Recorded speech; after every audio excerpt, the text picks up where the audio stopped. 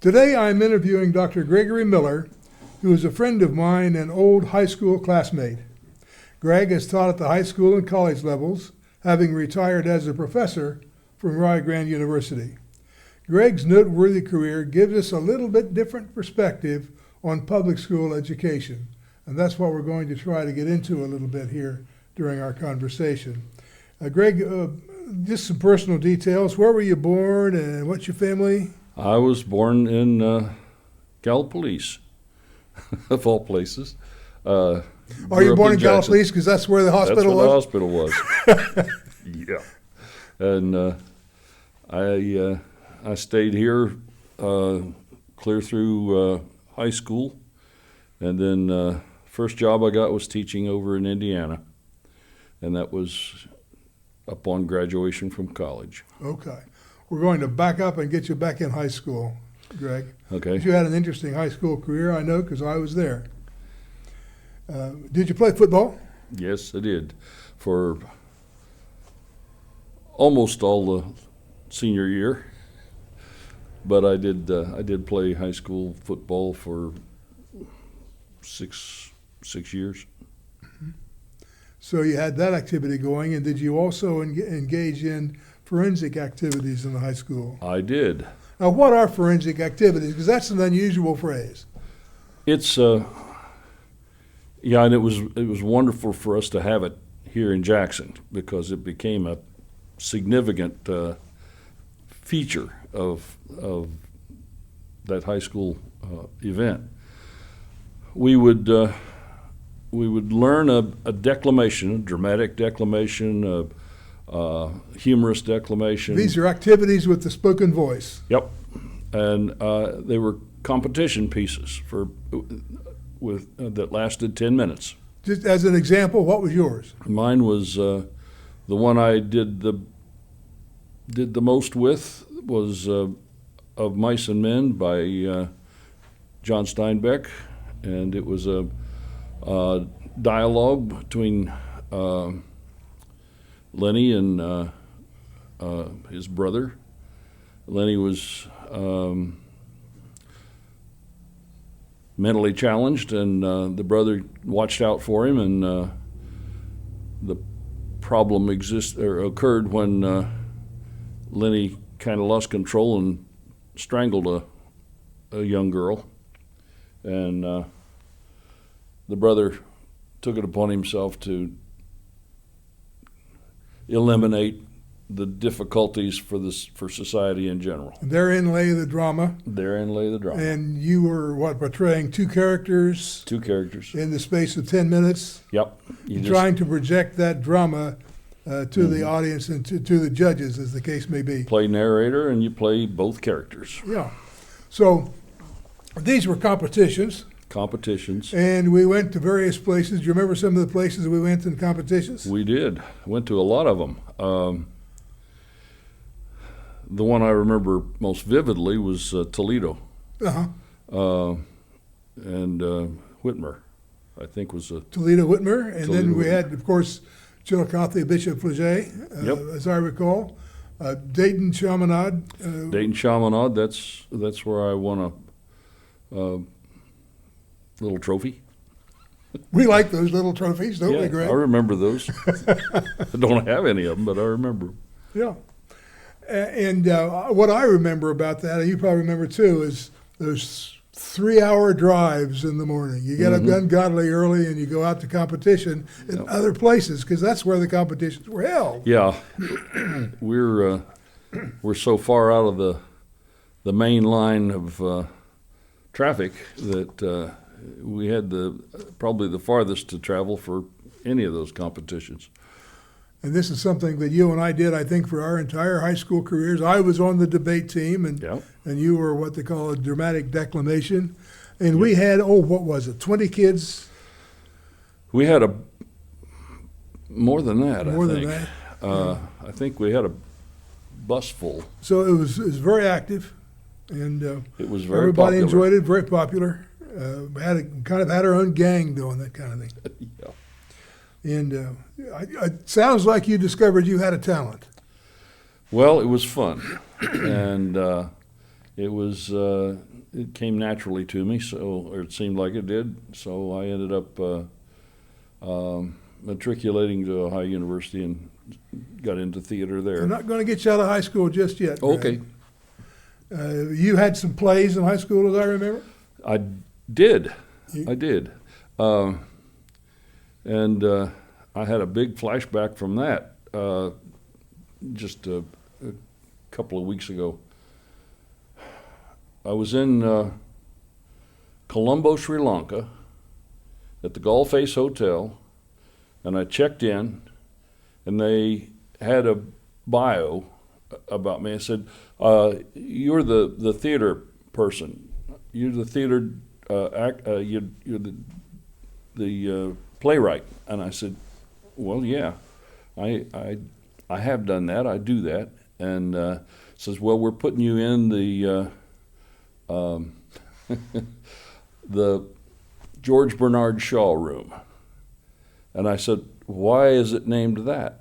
And she said, he would come down here every winter and spend a couple of months in that room, same room every time, and he would write a play. Well, we're sitting on the equator there, so in the wintertime, it's a lot nicer weather than it is in London. Yeah.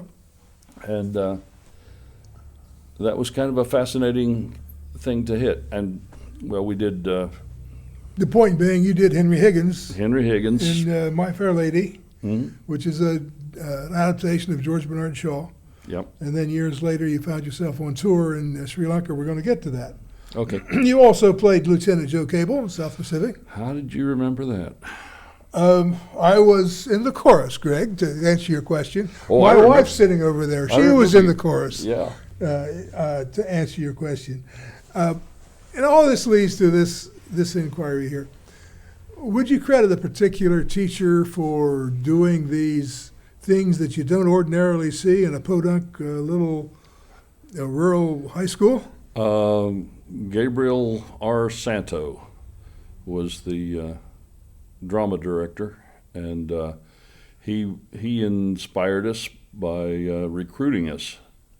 I didn't know what forensics was, and he just he asked a teacher, and I forget which teacher it was, that pointed out those among us who might have an interest, and he would go recruit us, and in the 8th grade. And that was kind of interesting because nobody else was giving us a special attention. And every once in a while, you find that a special teacher who kind of on the lookout for special talent hits it. Yeah. and he turned your academic career around and sent you to Ohio University as a dramatic arts major, I expect. Yep. Sure did. So you would probably credit Mr. Santo for getting you started on Yep. the dramatic arts, which you've pursued your entire career. It's true. I don't think Jackson High School still has a forensic competition team, do they? Or, I don't think they do. yeah. And that's a shame, but I don't know what all's involved in expense and Yeah, logistics. one of the points I need to make here, as best I can, is that Jackson High School is facing a funding shortage this year, the same as virtually every other public school, as opposed to private schools in the state of Ohio. And I think it's evidence that they've just been kind of down to the bone for years because, among other things, they just haven't had an opportunity to put together a forensic competition team. I did take the opportunity to Google Jackson High School forensic team on the internet, and I came up with Jackson High School in Massillon, Ohio. Go Polar Bears. And found that they had a forensic and debate team. They had a director of forensics, a head debate coach, and 3 assistant coaches. That's probably an indication of what you can do if you have sufficient funding. And Greg's an example of the results of theatrical arts, dramatic arts, or arts education in general. So if we had more funding, we could probably do more with the arts. Greg, you attended college. Where was that? Ohio University. What was your course? It was theater mostly. Yeah, I think you explained to me one time that you learned all aspects of theater, Yes. building sets and set design and sound and lights and all that stuff. Was a generalist. Generalist, okay. Did you have an opportunity to act while you were there? I did. I was in several plays. Most notably, I think may have been the Virginia Woolf. Who's Afraid of Virginia Woolf? Probably was. You played with George, or Played George. yeah.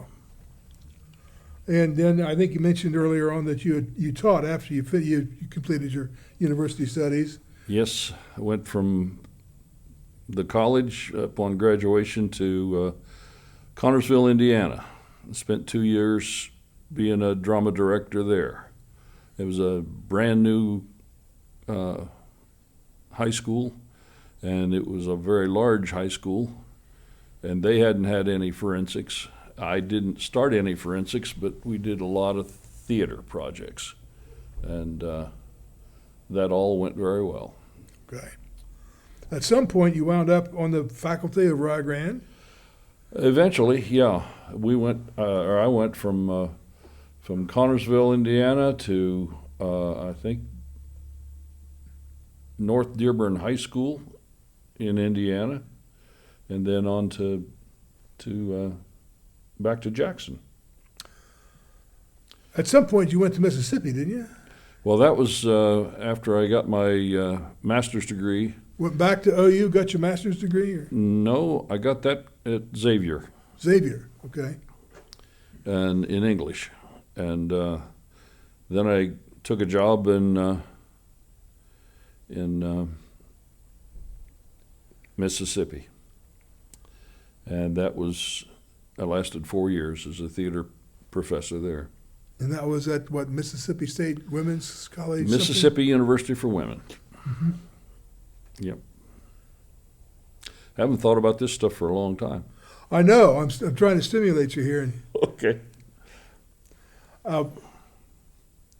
What struck me about your career at Rio Grande was you developed a master's level program. Then you got your PhD, and then you started postgraduate studies at Rio Grande for the master's program.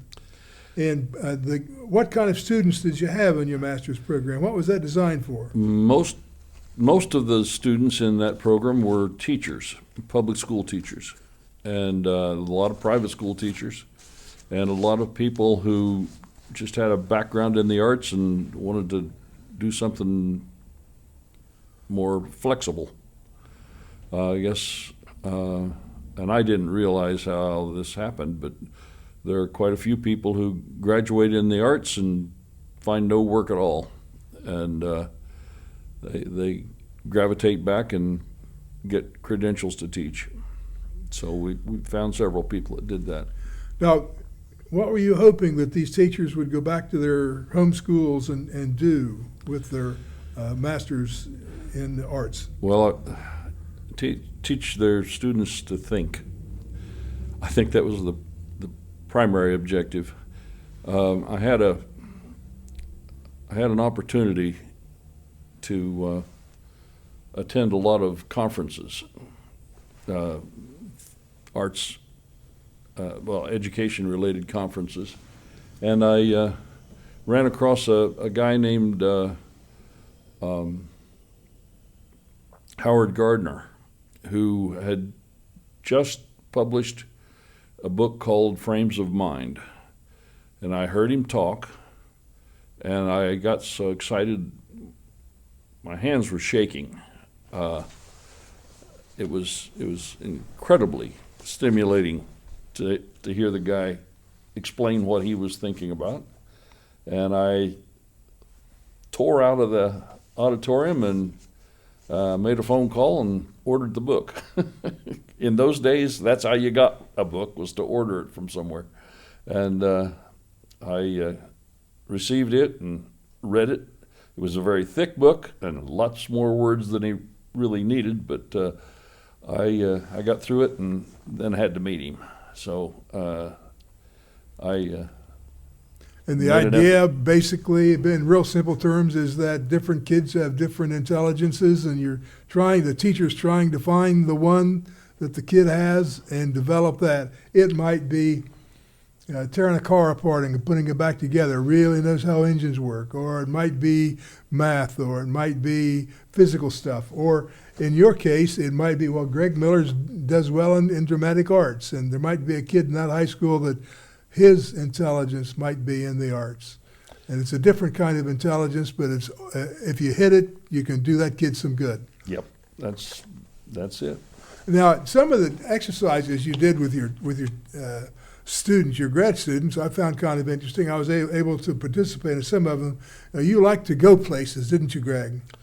I did that, yeah. I would take everybody on a visit to New York, for example, a bus full of teachers going to New York and visiting Yeah, and then MoMA. And we went to New York, we went to New Orleans, we went to St. Louis, we went to Chicago, different groups each summer for a week. did you ever make it to Europe? Many times. Many times to Europe? We hit Rome, London, Spain. Mostly we hit a sister college that I could connect with, and then build a sightseeing as well as an educational opportunity. I think some of your students, you mentioned to me one time, many of them hadn't had that No exposure to the arts. Or no exposure to trips abroad. Yeah, that's You were true. able to provide some exposure to. And they were so uncomfortable. The first day or two, they were very uncomfortable. By the time they spent 2 or 3 days traveling subways and doing walkabouts, I couldn't find them. They'd leave before I got out of the dormitory or wherever we were staying, and I'd be walking around for a long time before I came across a group that was out foraging for adventure. So that's exactly what you wanted to have happen. It was. Yeah. It was. And did you ever go to China? Did, many times. Tell us about China, because I think some of our viewers are not pleasantly inclined toward China, but your experiences with China were all pretty much positive, weren't they? Very positive. And I have a lot of very good friends there. And it was,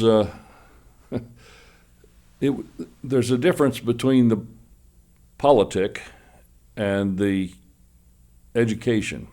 And the Chinese people were incredibly warm and accepting. I would get into conversation once in a while with street toughs because that always happens, I suppose, wherever you go. And I remember one time I was wandering around in a flea market, antique flea market in China, and some really fascinating things. Human skulls that were split in half, and then a snake skin over the top, and it was turned into a drum. And it was for sale. And I didn't buy one, but I was really impressed that sort of thing would happen. And then flutes made out of bones, human bones. Did any of these trips develop into student exchanges, Greg? They did. Each time I went to a foreign country, I tried to connect with a university or a college that would have education as one of their primary pillars, and very often we would form a relationship. I had college students, I had students coming from those college or from those schools over here, and I sent Rio Grande students to China. I sent them to England, to Wales very often. We had a sister relationship with them. I think Rio Grande still has a sister relationship with Wales. Yeah. Lots of student exchanges. That's still flourishing. So all these things are good aspects of a university education, and you're teaching teachers to go back to their home schools and do something a little different with their kids and maybe strike a spark. Yep. And that's the whole idea.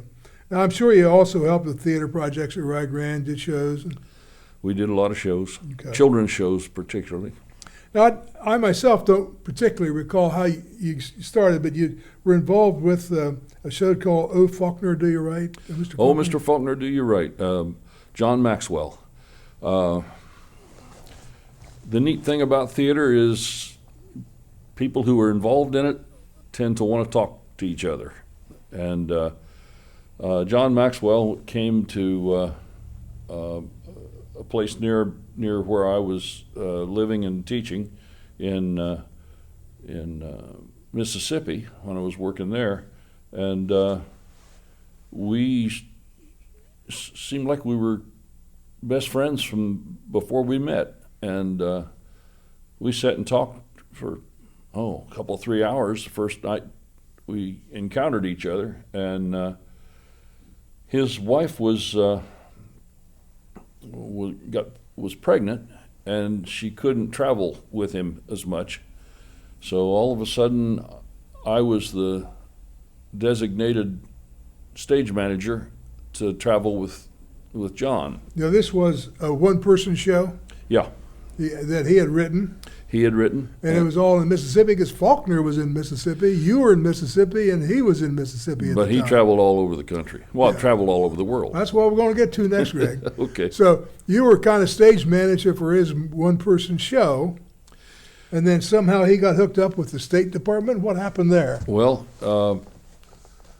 it was he did a show in Washington D.C. and somebody who worked for the Arts America or U.S. Information Agency, who saw his show, and because it was one actor who traveled, and because it was Faulkner, who is in most of the taught in most of the schools, especially schools like India, they wanted him to come, and the United States decided to foot the bill and send them on their way. But he needed somebody with a PhD, somebody who could do lectures on theater and arts in general, and it seemed like a natural fit, and so I packed my bags and went with him. Now, this was a State Department cultural tour. Uh-huh. What countries did you visit? Jordan, Syria, Algeria, Sri Lanka, let's see, India, well, several. Yeah. And the story you had told previously about Sri Lanka, that was a that connect. explains why you were in Sri Lanka. Yeah, that was a connect, yeah. All right, we got that. And was it well received? It was well received everywhere except one place. The evaluation, the review, was in English, which was kind of exciting because a lot of times it wasn't, and the guy really roasted us, and it didn't seem very honest. And I asked about it because I showed it to John, thinking he'd like to have it for his scrapbook. He read it and threw it down. Didn't want to have anything to do with it. And I went ahead and asked later, and the guy said, "Well, that guy is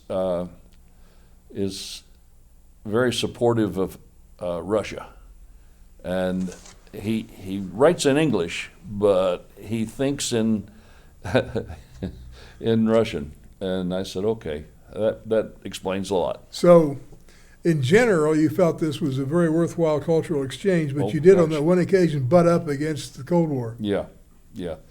But in another place where Russians were directly involved in the politics of each of those countries, we ran into some really nice Russian people, political figures.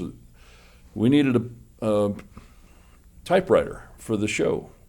Oh, Mr. Faulkner, do you write? He wrote with the typewriter. We asked around, and we got sent a period typewriter. Can't be electric. And we asked around, and they sent us to the Russian embassy. We made our pitch, and they loaned us one. But had mostly Russian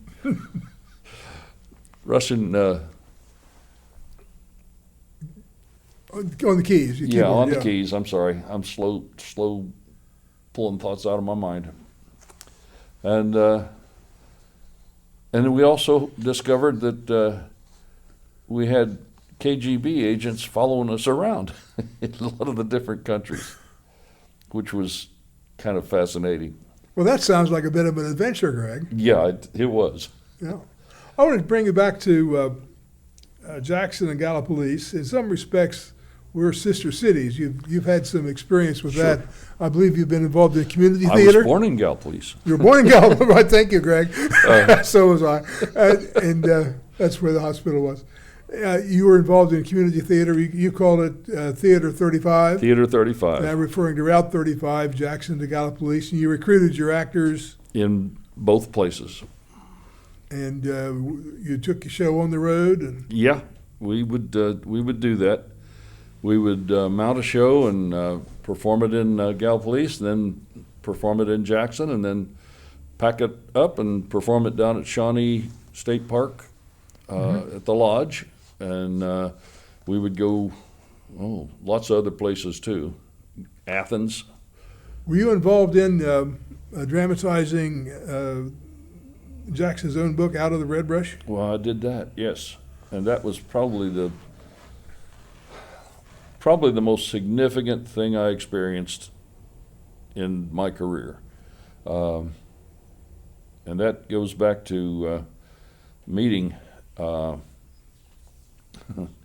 the widow of Kermit Doherty. Kermit Doherty was the author of the book, Out of the Red Brush. And- Out of the Red Brush was basically set in Jackson County. Yep. And it was kind of a Tobacco Road type Yep. novel that did very, very well in early 50s? Early 50s, it was a number 3 bestseller. Number 3 bestseller nationally. Yeah, And you put that into dramatic form. I did.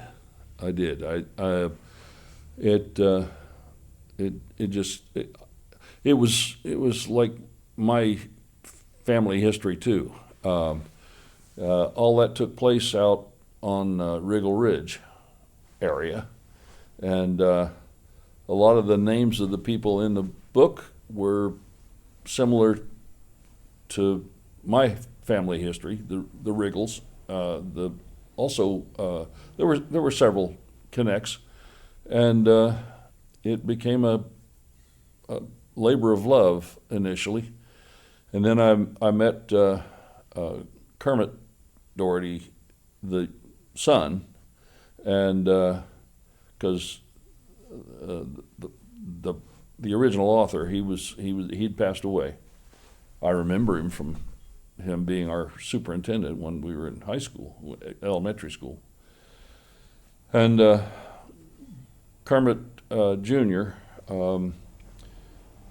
Sat down and had a conversation with me, and he was very nervous about somebody doing something like that and it not turn out well and have a blowback. But the more I sat and talked to him, the more he warmed up to it, and he said, "Well, I got two grandchildren that play instruments, musical instruments. Could you use them?" And I said, "Yes, I could." Are they any good? And they are. And so they joined the cast. We found, I think, 4 or 5 girls and 8 guys, and the state of Ohio had a operation to take original arts materials and finance their use for a few years. If it could be toured, then they would finance the tour. So we had, I think, almost 8 years of touring all over the state of Ohio, and almost every venue imaginable. I mean, a lot of different places we attended. This was a state-sponsored operation? State-sponsored operation. So you thought you did some good with that as well? Oh, gosh. We had sellout audiences all over the place. There was something that really appealed to people, especially people who had small-town backgrounds. But one place we went to, the guy met us at the door, and he says, "Folks, I don't know whether it's worth your while to unload." And it was up on the second floor. That's where the theater was. And I said, "Did you get it in the paper?" And he said, "Yeah." I said, "Okay, no problem. People will show up." He says, "Okay, we'll do it." And I said, "Okay." We loaded it all in, set it up, and that night people started showing up. It ended up with people around the outside of the theater, and the theater, everything, every spot in the theater was filled, and we had a standing ovation that lasted, I suppose, close to 5 minutes. That must have been fun. It was intimidating. It was a thrill. And for our viewers, the name of the book is Out of the Red Brush. The author is Kermit Doherty. You still find it in the Jackson Public Library. I'm sure they have several copies ready to go. So, Greg, that's about all I have for you. Is there anything else you'd like to bring out? Or? Oh, I've done more talking than I should have. Well, I've enjoyed it. I think probably our viewers have as well. I had 2 big reasons for interviewing you, Greg. First, I wanted to show that at least for people who have a talent, arts education can set up fulfilling and valuable life choices for students as early as high school, just like happened to Greg. And you've heard about his career. Second, I hope to stimulate interest in adequate public school funding so that schools can provide their students a more enriched educational experience. Greg, I want to finish up with a little bit of fun. I don't know if you still remember, but have you ever met Neil Armstrong? Yes, I did. I got picked by, I got a phone call from somebody in the governor's office saying they were putting together a commission for public service. And my name came up from a political figure in I think the House. And he said, "Go get that kid from Rio Grande that did the speech about fundraising." And I remembered being invited to go in there and speak to them, but I didn't know there was going to be any effect. So I went. He remembered. So did everybody at the Arts Council. Remembered the discussion that I had with the political figures there, and they put me on to this this commission, and I went in to the hotel in Columbus, looking like a real fish out of water. I was the country bumpkin that everybody else was Cleveland Plain Dealers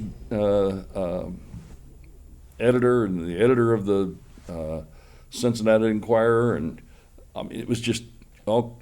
Sounded like you might have been the token hillbilly on the committee. I was the token hillbilly. I've done that, yeah. And it was I was really out of my element.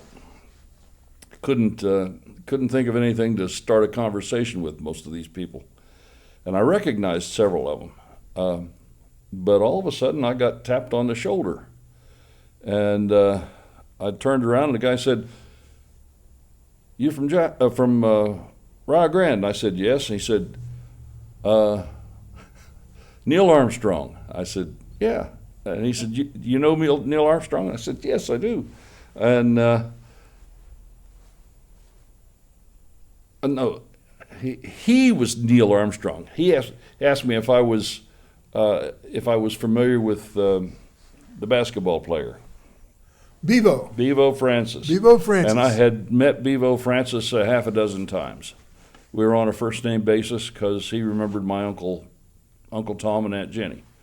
And they were there when he was there in 1953, something like that.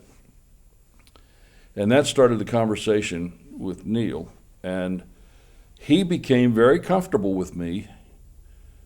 And I didn't know who he was originally. And we just started chatting.